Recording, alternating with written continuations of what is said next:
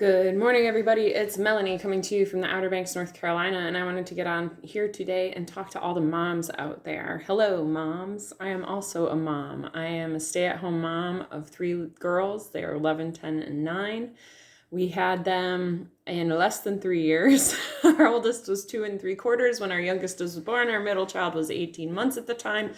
I was pregnant and breastfeeding for 4.5 years straight. It was The first 2 were planned. The third one was a whoops baby. We're really grateful for her because she's helped me to grow and change in ways that I never thought possible. However, it is not an easy journey. It is painful. It is exhausting. It is needing to be needed by everybody and anybody 24 hours a day, 7 days a week. And there are very few breaks that come with it. Even when you think that you have somebody watching your kids, chances are one of them's going to need you during that time as well. Here's the advice that I can give to you from somebody that's halfway through the child rearing process. It gets better. I promise. It gets better. They grow. They become independent. They are no longer snotty-nosed, teary-eyed little friends. They grow up into responsible older children, eventually responsible adults, if we, as the mothers, are there to guide and raise them and be there for them, even when we're broken, even when we're tired, even when we are so exhausted we can't keep our eyes open. They still need us. It is a powerful, powerful position to be in to help raise the next generation on this planet. So how do we get there? How do we cope with the difficulties that come with being a stay-at-home parent? Well, you do the best that you can. You take naps when you can.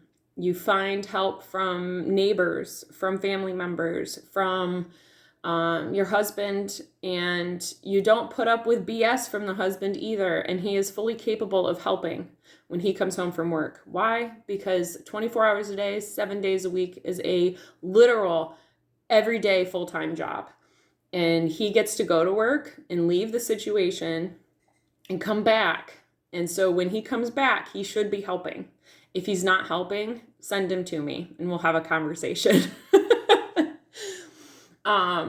It's not the woman's job to do it all by herself. It is not the sole job of the female of the household to run the household by herself.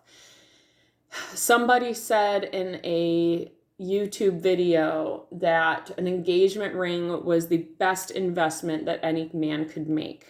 That $10,000 engagement ring, say that's how much you spend, buys you a full-time housewife. It buys you a full-time child caregiver. It buys you your laundry done and folded for free. It buys you a clean house and a clean kitchen, and it buys you meals on the table for you to eat when you come home. So when you put it in that perspective, a woman is working for pennies a day to do what she does for the family and to be the most important critical role for the family. I know this because when I disappear and I'm not capable of caring for my family, guess what?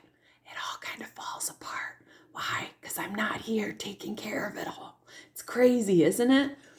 So as a gentleman listening to this video, if you have a wife, a stay-at-home wife, help her ass out because she be working. She done created those babies in her womb. She then fed those babies from her boo-boos. She then raises those babies, and while your ass is sleeping and they're up teething or they're up puking or they're up with scary dreams, she's the one there holding, comforting, loving so that you can sleep, so that you can go to work. That woman that stands beside you is holding it all together. So please give her love, give her kindness, show your support by coming home and doing some dishes for her.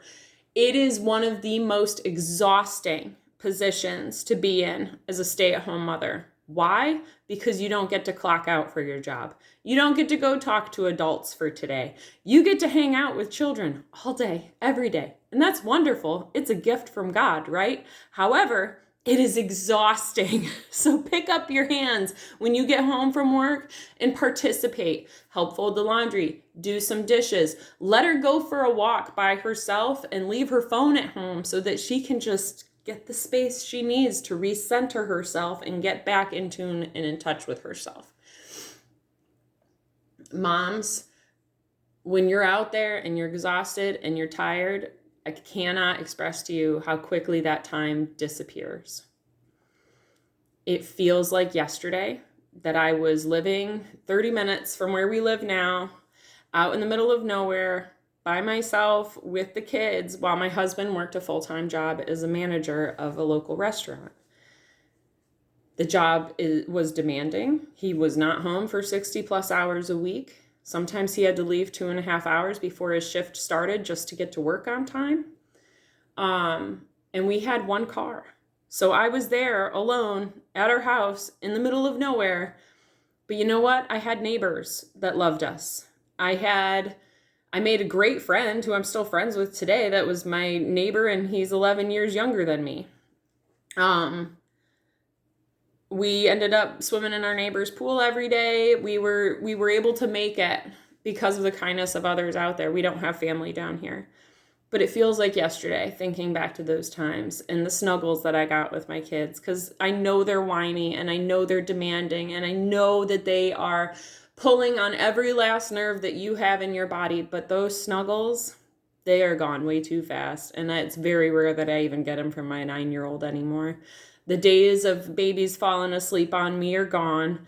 And that comes with a newfound independence, not only for myself, but for our kids. And that's a wonderful, beautiful thing to watch them grow and evolve into that.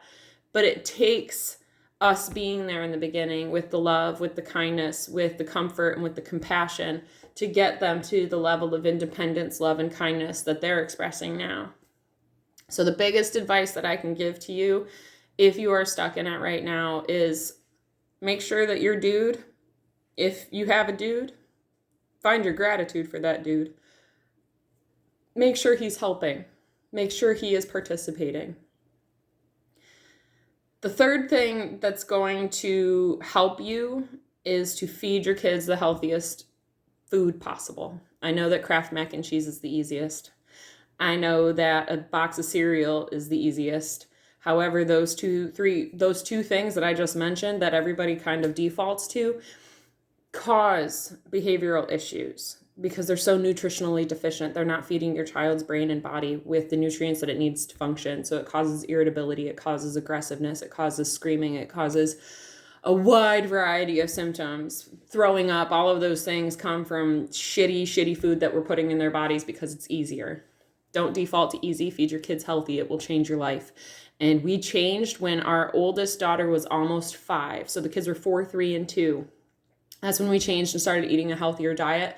And I stuck strictly to that diet because whenever I wavered from it, their behavioral changes happened. And it was annoying and terrible and horrifying compared to the really good kids that I had when we ate a proper healthy diet.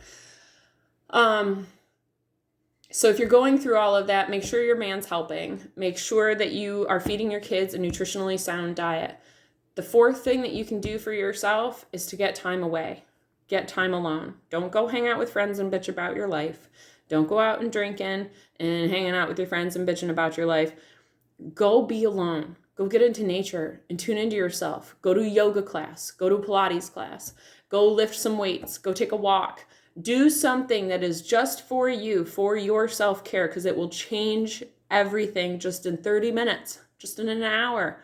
To not have somebody holding on to you and nagging you and demanding something from you. Just take that time. Make sure that somebody is providing you that time. And figure out if it can't be a husband, if it can't be a parent, if it can't be a sister or an aunt. Find somebody. There's somebody in your life that's willing to sit with your children for 30 minutes to an hour. I guarantee it. So find them. Last but not least, cherish the moments that you have, because those moments are gone so quickly. And all of the times that I wished for more independence, I've now gotten to a point in my life where sometimes I wish for the snuggles, and I wish for the handholds, and I wish for the wonderful little learning moments that your kids have, because it's gone so fast. And then pray. Pray that God helps you through it. And take your naps when you can. If your kids are napping and you're tired, take a nap. Fuck the housework. It's not going to change anything. Go get your time that you need to be able to function. I can't believe I just got emotional on that video, but I was listening to TikToks of women that are really struggling and going through motherhood. And I knew that I could provide a perspective, because here I am homeschooling our girls and helping out with our business the best I can right now, because I realized my role in the home is so important, and that when I'm not present here, everything falls apart. So I'm glad I found my place. I'm glad I know my purpose. And here I am helping y'all to find your purpose too. So with all that said, I want to wish you all so much peace, so much love, so much namaste. Love yourself, love your kids, love your family. Find your gratitude in everything. Your kids puking, find your gratitude that they didn't puke in your mouth, right? Little things. All right. Adios, my friends. Peace.